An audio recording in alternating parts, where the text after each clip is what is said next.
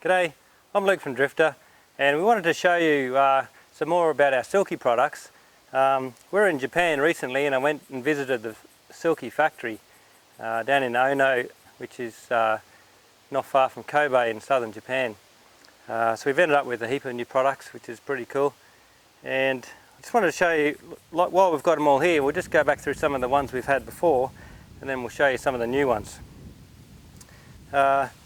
So, you know, we've been selling a lot of the Silkies, and this is the range here we've had so far. This is a little curved machete. We use that all the time, and you know, I keep that in the front of my truck, and you know, when you're going through scrub, that's really handy. This is a Silky SUGOI, which is a large curved blade, large teeth in the curved blade. So we've only just recently added that one to our lineup, and it's a really nice saw. The Big Boy is probably the most popular, and this is a little case we make for it, which is a boot bind case, and that's the Big Boy there. So yeah, it's the most popular that we sell. That's the large tooth, and that's a straight blade as well. Good long double handle. Okay, the other one is the in the Big Boy case. It's like a hard case you can put on your belt. Is the medium tooth, and that's it there. So you can see the difference in the teeth, a little bit larger, and you know, but they're the most popular two sellers. Generally, we say if you're cutting dry wood, you know, you can use the medium tooth, and if you're cutting more wet wood or green wood, you can use the large tooth. But it really doesn't matter. Okay, more so it's like what colour handle do you like, you know. Matters probably more. Anyway, that's the two Big Boys, the most popular seller. That's a NATA bush knife. That's a heavy bush knife. Now, you know, you can use that to hack through things, and they use a lot of these type of sort of a small hatchet in Japan, and the idea is you can get a lump of wood and hit onto a block, and then you whack through it or whack on top with another lump of wood. That's why you've got this big heavy blade, and a lot of the time for splitting small kindling and small bits of wood, that's how they do it. Rather than have an axe, they'll hit it with a smaller, lighter, you know, a knife like this, a heavy knife, and then you can whack something on top which will knock it through. So these are really nice. You see a lot of those in Japan when you're travelling around. A lot of people, you know, handcrafting and making those sort of knives. That's the little GOMBOY. We're selling a lot of those as well. They're a popular little saw. Just a little bit smaller, of course. It's pretty much very similar to the, you know, the medium tooth Big Boy. It's just a little bit smaller. So it's a handy little saw for smaller firewood around the home. So that's the GOMBOY. Comes with a case.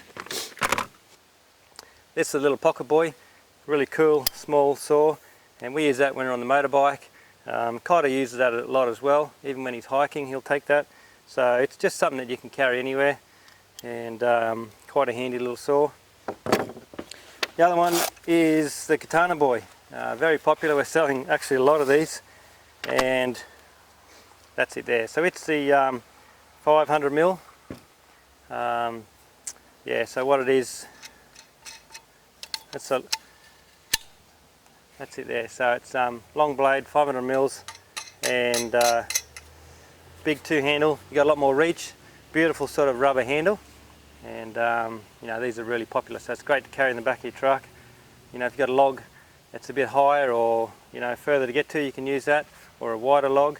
You know, if there's a log across the track that's say a foot wide, well, you can cut through with that, no worries.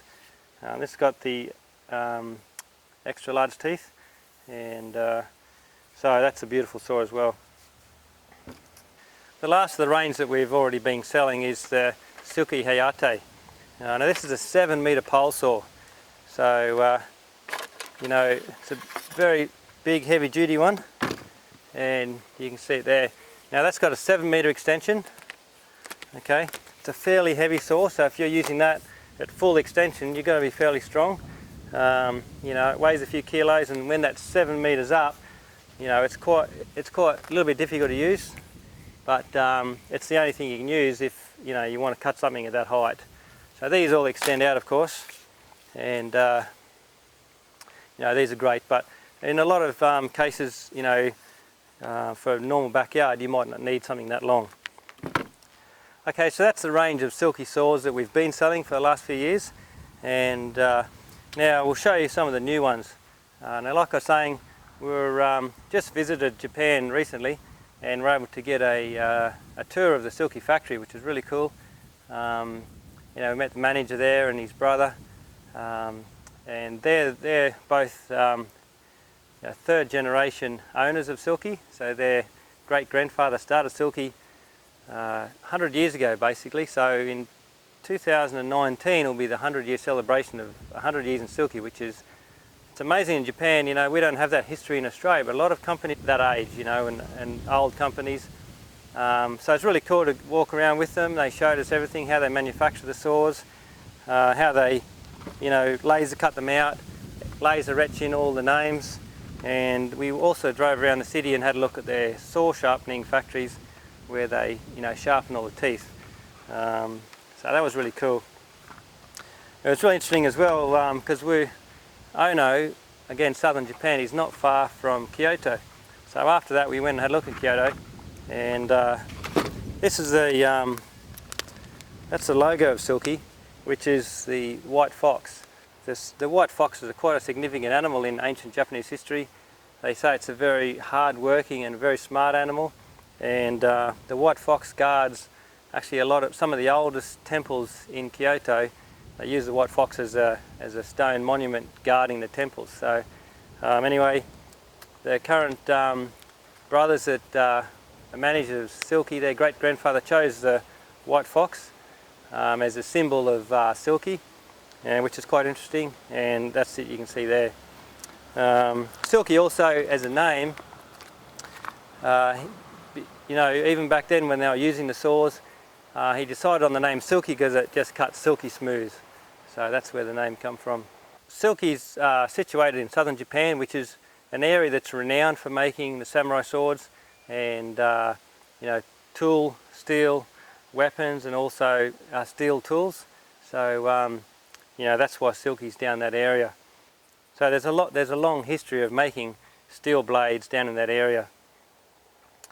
Another thing worth mentioning, you know, these saws here are all basically export or part of the export lineup for Silky, and they've got a much bigger range for their local market. Now with the local market, the blades are often a lot thinner. They've got a bigger range of saws, and many of them, the blades are a lot finer. Some of the fittings and the screws are plastic, so they've got basically a cheaper range. For all of their export range, which is what we sell, they only sell their professional heavy-duty range. Okay, so you know, it was funny talking to the manager of Silky, and he was saying how Aussies are really strong, and that's one reason why the export market, their blades are a lot thicker. So one of the things we've come across is there's some local Japanese sellers on eBay, retailers, and they can sell big boys, for example, a fair bit cheaper than we can.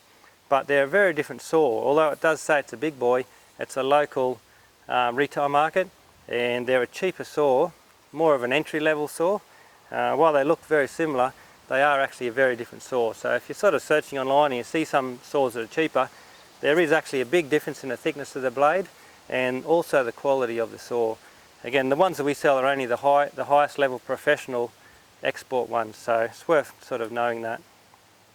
If you've heard much about Japan or you've visited the country, you'll know how important the trees and parks and gardens are to them.